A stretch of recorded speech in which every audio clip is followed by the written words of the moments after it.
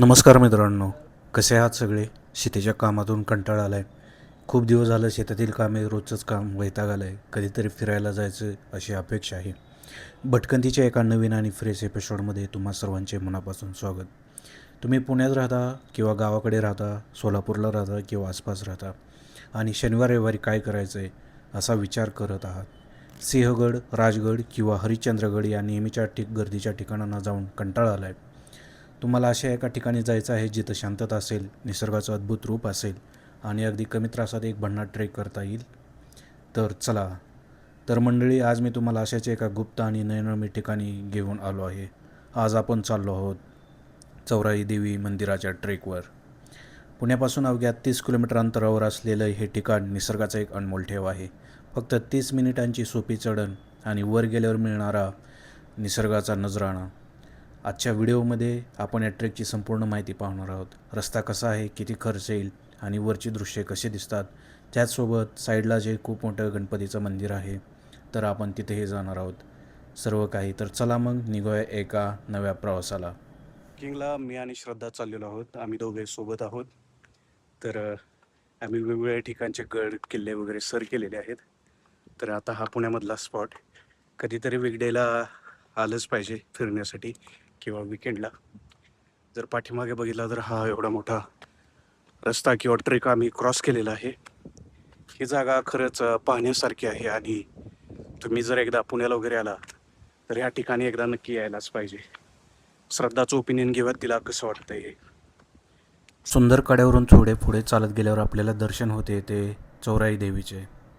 हे मंदिर खूप प्राचीन आणि जागृत देवस्थान मानलं जातं. हे मंदिर अतिशय शांत आणि साधे आहे. मंदिराभोवती दगडी बांधकाम पाहायला मिळते.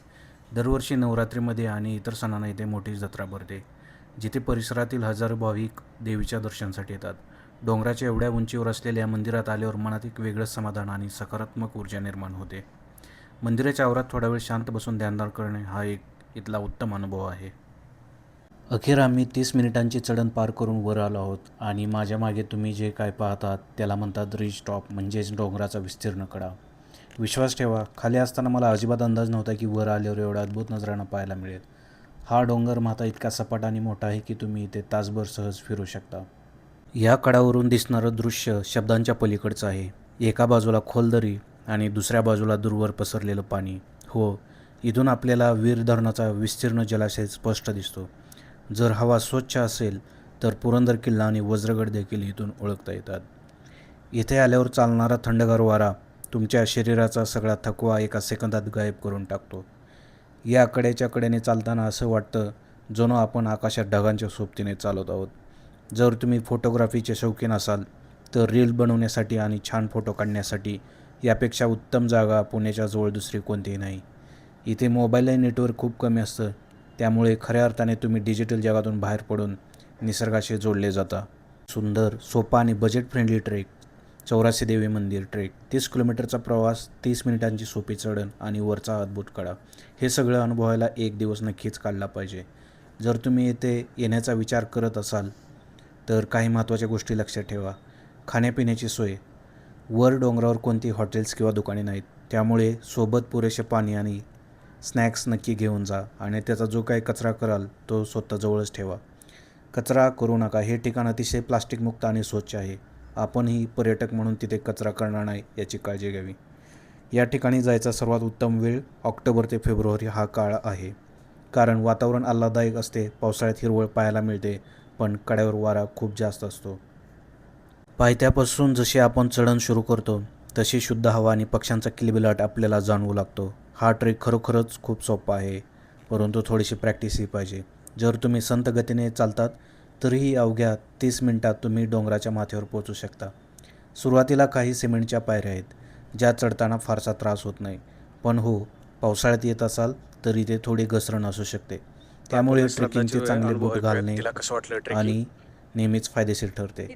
वाटेत जाताना आजूबाजूला घनदाट झाडी लागते. उन्हाळ्याच्या दिवसातही या झाडीमुळे शांत सावली मिळते आणि थकवा जाणवत नाही. तुम्ही माझ्या मागे पाहू शकता, तसेच कॅमेरामध्ये. जसजसे आपण वर जात आहोत तसतसे खालचे गाव आणि दूरवर पसरलेली शेतं किती लहान आणि सुंदर दिसत आहेत. तसेच ह्या पसरलेल्या झाडांच्या मुळ्या आणि विस्तीर्ण वाढलेली झाडे आणि इथली आसपासची शांतताही अगदी आपलं मन वेधून घेत आहे.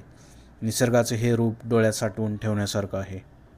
या ट्रेकमधील प्रवास अप्रतिम होता. ट्रेकच्या दोन्ही बाजूंना भरपूर झाडे असल्यामुळे जंगलातून चालल्यासारखे वाटते.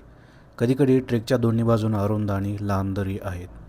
जवळपास 20-30 मिनिटाच्या ट्रेकनंतर आणखी एक स्टीलचा दरवाजा आहे आणि तिथे पर्यटकांसाठी लाकडी बाग ठेवलेले आहेत. येथून चौराई देवी मंदिराचे दृश्य दिसते. फक्त 100 मोठे पुढे गेल्यावर आणखी एक सुशोभित दरवाजा आहे. पहिल्या आणि दुसऱ्या दरवाजाप्रमाणेच या दरवाजावर 2 मोर बसवलेले आहेत आणि एक घंटाही लटकवलेली आहे. मित्रांनो, जर तुम्ही येथे ब्लॉगिंगसाठी किंवा फोटोग्राफीसाठी येणार असाल तर काही गोष्टी लक्षात ठेवा. योग्य वेळ सकाळी 6 ते 9 ही वेळ शूटिंगसाठी सर्वोत्तम आहे, कारण यावेळी ऊन नसतं आणि धुके छान दिसतं. येथील कमर्शियल शूटिंगसाठी कोणती कडक बंदी नाही, पण मंदिराच्या गाभाऱ्यात शूट करताना स्थानिक नियमांचा आदर करावा. लहान मुले आणि वृद्धांना सोबत आणणार असाल तर पावसाळ्यात सांभाळून चढा.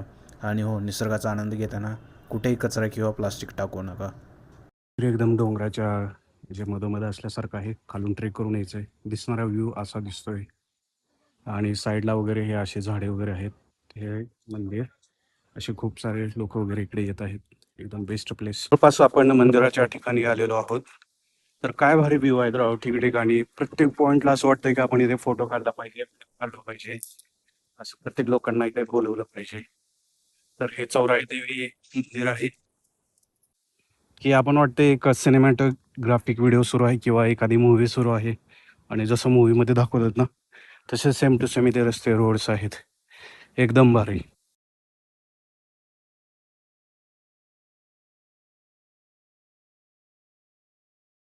बस फिरायचा प्लॅन झाला आणि त्या ठिकाणी आपल्याला दिसलं चौराई देवी मंदिर.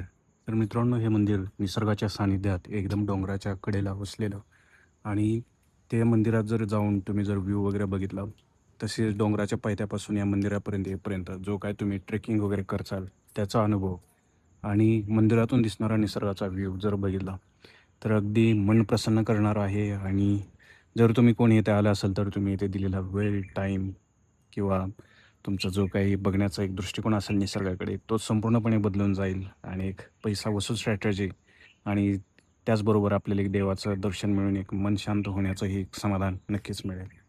तर आपण मंदिराकडून रिटर्न चाललेलो आहोत. तर जाताना थोडासा पाऊस वगैरे लागलेला आहे. पावसाचे रिमझिम सुरू आहे. तर ज्यावेळेस इथे पाऊस येईल त्यावेळेस हा जो काही रोड आहे तो पूर्णपणे पाण्यावर असतो. पाणी असतं यामध्ये. तर इथून चालताना घसरगुंडी वगैरे होऊ शकते. तसेच आजूबाजूला थोडीशी झाडे वगैरे पडलेले आहेत. खूप जोराचं जर वादळ वगैरे सुटलं तर इथं थोडेसे प्रिकॉशन्स किंवा सावधानगिरी बाळगणं खूप गरजेचं आहे.